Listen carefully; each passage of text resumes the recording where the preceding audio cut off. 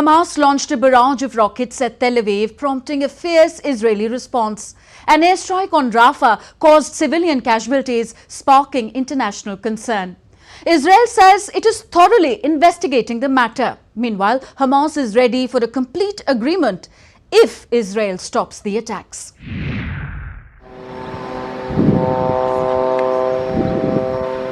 As Hamas unleashed a barrage of rockets at the Tel Aviv area earlier this week, Israel responded by launching a fierce attack on Rafah, a city in the southern Gaza Strip, following which over 45 people lost their lives. Located at the southernmost tip of the Gaza Strip, near its border with Egypt, Rafah has become a focal point in the ongoing conflict. The city is historically significant as it's a major crossing point between Gaza and Egypt. It has long been a vital artery for goods and people, especially during the time of blockade.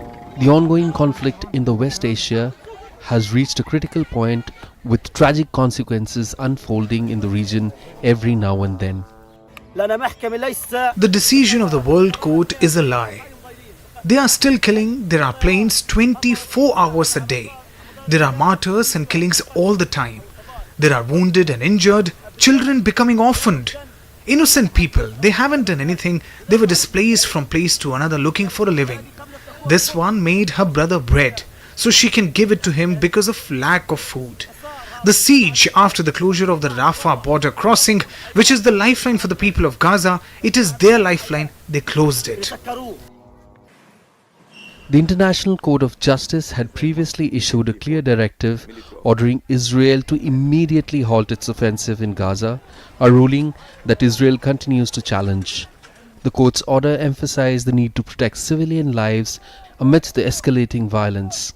The court considered that, in conformity with its obligations under the Genocide Convention, Israel must immediately halt its military offensive and any other action in the Rafah governorate which may inflict on the Palestinian group in Gaza conditions of life that could bring about its physical destruction in whole or in part.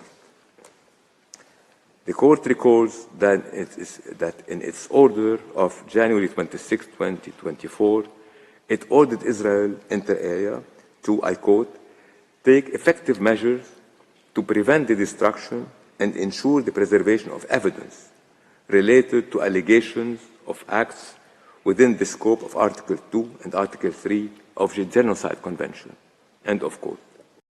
UN Chief Antonio Guterres has strongly condemned the airstrikes and previously said that the horror and suffering must stop immediately.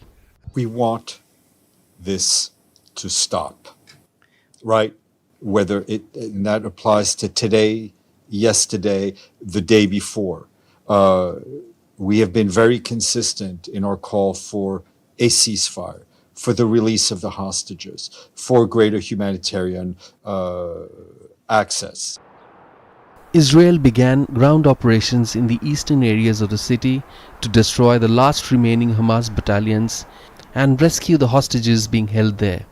A military campaign launched in Gaza to destroy Hamas in response to the group's cross-border attack on southern Israel on October 7, during which about 1,200 people were killed and 252 others were taken hostage. Meanwhile, Israeli Prime Minister Benjamin Netanyahu has called the Rafah incident a tragic mishap. He emphasized that the target was a Hamas compound and that the airstrike was carried out with precise ammunition based on precise intelligence. Netanyahu expressed regret over civilian casualties and pledged an investigation into what went wrong. In Rafah, we already evacuated about 1 million non-combatants residents, and despite our utmost effort not to harm non-combatants, something unfortunately went tragically wrong. We are investigating the incident and will reach conclusions because this is our policy. Moreover, the Israeli military is investigating the possibility that the munitions stored near a compound in Gaza, which was hit by an airstrike, which may have caused the mishap. We are working to verify the cause of the fire. It is still too early to be determined. We took a number of steps prior to the strike to avoid civilian casualties. Aerial surveillance from above, using specific munitions aimed at minimizing collateral damage, delaying the attack in order to further assess expected civilian presence, and other means. The tragedy in Rafah underscores the devastating toll of the ongoing conflict, where civilian lives are caught in the crossfire of military actions and political decisions. As the world watches, the cries of those who have lost loved ones echo the urgent need for a resolution. With international courts calling for immediate cessation of violence and leaders promising investigations, the hope of peace remains fragile but vital.